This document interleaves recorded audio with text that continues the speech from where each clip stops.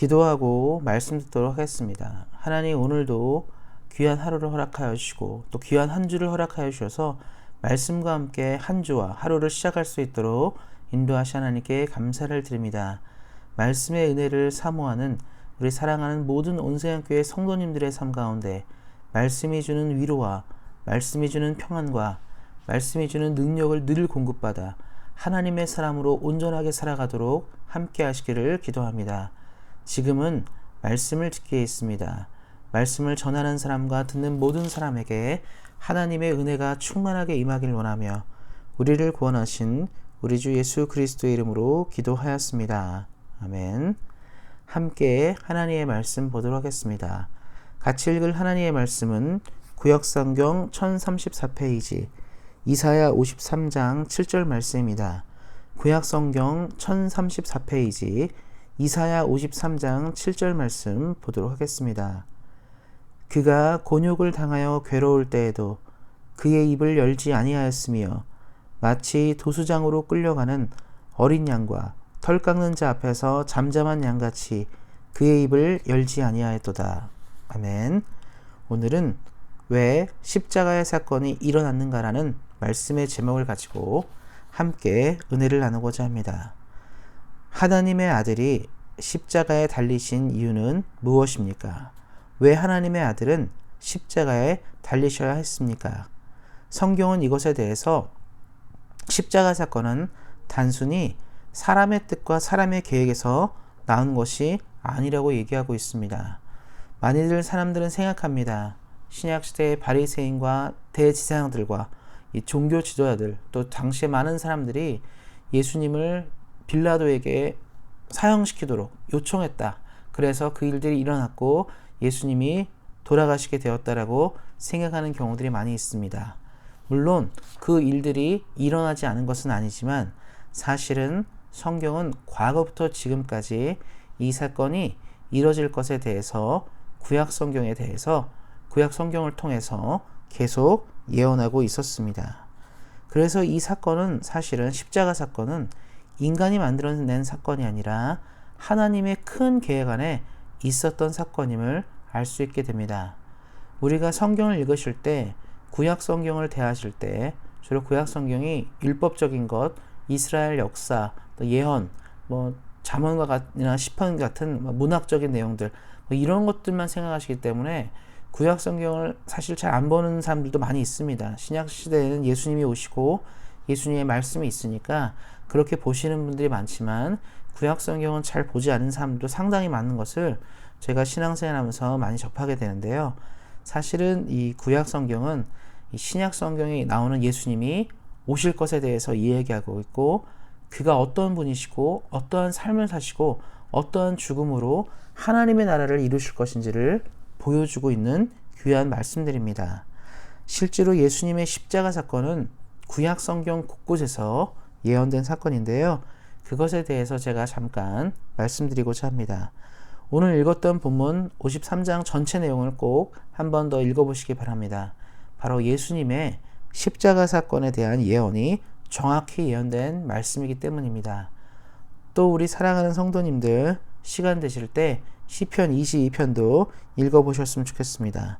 시편 22편 역시 예수님의 삶과 죽음, 바로 이 십자가 사건에 대해서 자세하게 예언하고 있다는 것을 알 수 있게 됩니다. 레위기가 있습니다. 구약 성경에서 가장 읽기 어려운 책 중에 하나인 레위기는 많은 제사법과 많은 규례, 율례 등이 기록되어 있는 책인데요. 레위기의 제사들도 역시 예수님의 십자가와도 연결되어 있다는 것을 볼 수 있게 됩니다. 구약 성경 전체에 이런 일들이 많이 나오게 된 이유는 무엇입니까? 바로 십자가 사건은 우연이 아니라 하나님이 일으키는 필연적인 사건임을 말해주기 때문입니다. 어떤 일들이 우리가 계속적으로 반복이 될 때는 중요하다는 것이죠. 구약 성경은 예수님의 십자가 사건을 계속적으로 반복하고 있기 때문에, 반복해서 예언하고 있기 때문에 이것은 반드시 일어날 일이고 반드시 성취될 일이고 또 중요한 사건인 것들을 말하고 있는 것입니다. 또한 우리 사랑하는 성도님들 출애굽기를 읽으실 때 유월절 사건을 기억하실 것입니다. 유월절 사건은 바로 하나님의 명령을 따라 이 어린 양의 피를 문설주에 문 기둥에 발라서 구원을 받게 되는 사건인데요. 애굽의 10가지 재앙 중에 마지막 재앙인 죽음의 재앙이 이 6월절 어린 양의 피를 통해서 넘어가게 되는 사건을 기념하는 사건입니다. 이 사건을 잘 한번 주목해 보셨으면 좋겠습니다. 신약 시대에 이르러서 예수님의 십자가를 통해 사도들과 제자들이 계속적으로 강조하고 복음의 전파자들이 강조한 것은 무엇이냐면 누구든지 예수의 이름을 믿으면 영생을 얻고 부활을 얻고 영원한 하나님 나라에 임하게 된다는 것들을 배우게 됩니다. 구약 시대의 6월절을 통해서 이스라엘 백성들이 구원받고 가나안에 들어가게 된 것처럼 신약 시대의 성도들은 예수님의 십자가 사건을 통해 구원을 받고 영생을 얻고 부활하게 된다는 것이 나오게 되는데요. 유사점이 있습니다. 하나님이 미리 구약의 이 사건을 통해서 앞으로 올 사건에 대한 그림을 그려주게 된 것입니다. 그래서 이 신약 시대의 성도들은 구약 성경을 읽을 때 이 6월절 사건을 볼 때 무엇을 떠올리겠습니까? 바로 예수님의 십자가를 떠올리게 된다는 사실을 말하고 있는 것입니다. 우리 사랑하는 성도님들, 이 땅을 사실 때 하나님의 역사, 하나님의 구원, 바로 이 십자가 사건이 우연으로 온 것이 아니라 필연인 것들을 기억하셔야 합니다. 이 말씀 무엇을 말합니까? 하나님은 당신이 계획하신 것들을 반드시 이루신다는 것을 말씀하고 있습니다. 우리가 이 땅을 살 때 가장 힘든 것은 구원의 확신이 흔들리거나 하나님의 은혜가 떨어지거나 하나님에 대한 마음들이 사라지거나 예수님의 나라가 희미하게 보일 때가 힘든 것인데요. 기억하셨으면 좋겠습니다. 하나님은 자신이 말씀하신 것들을 성취하는 분이십니다. 영생과 부활을 우리에게 주실 분이시며 우리 사랑하는 성도님들의 삶 가운데 하나님이 누구신지를 말씀하실 분이라는 것입니다. 그것들을 기억하시고 오늘 말씀을 기억하시고 삶을 사실 때 하나님과 함께 예수님과 함께 승리하는 인생 사시기를 다시 한번 예수님의 이름으로 축원드립니다. 우리를 위해 십자가를 예비하신 하나님께서 우리를 위해 더 많고 더 좋은 것들을 예비하실 것을 기대하시면서 오늘을 사시고 내일을 사시고 평생을 살아가시는 우리 사랑하는 성도님들 되시기를 예수님의 이름으로 축원드립니다. 기도하겠습니다. 하나님, 오늘 말씀에 나온 것처럼 예수 그리스도의 십자가 사건은 우연히 온 것이 아니며 우리를 사랑하여 주셔서 예수님의 사건을 미리미리 예언하시고 계획하신 것을 알게 되었습니다. 하나님, 이 땅을 살 때 하나님의 은혜가 필요한 우리의 인생입니다. 주님, 그것들을 기억하시고 매일매일 말씀하여 주시고 능력을 주셔서 하나님의 능력으로 이 땅을 살아가기에 부족함이 없게 하시고 예수님의 이 십자가의 사랑을 깊이 체험하며 나가는 우리 사랑하는 온세상교회 성도님을 되도록 함께 하시기를 기도합니다. 오늘 하루도 주의 은혜 가운데 살게 하시를 하나님을 믿으며 우리 주 예수 그리스도의 이름으로 기도하였습니다. 아멘.